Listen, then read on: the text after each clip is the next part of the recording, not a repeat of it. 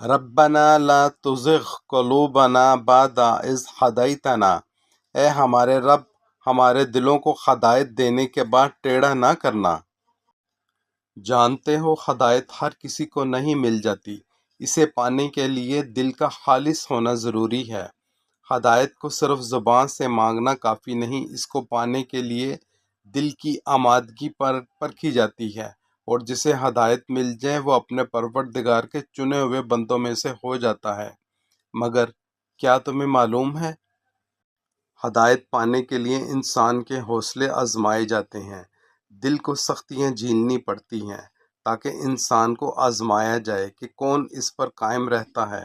ماضی کے پچھتاوے، مستقبل کا خوف، نفس کی خواہشات اور شیطان کے وسوسے تمہاری راہ میں حائل ہوں گے۔ مقصد صرف تمہیں سیدھی راہ سے ہٹانا ہوگا۔ ایسے میں تم اس آیت کو مضبوطی سے تھام لینا، اے ہمارے رب ہدایت دینے کے بعد ہمارے دلوں کو ٹیڑھا نہ کرنا، کیونکہ صرف ہدایت پانا کافی نہیں، اسے تھامے رکھنا اصل کامیابی ہے۔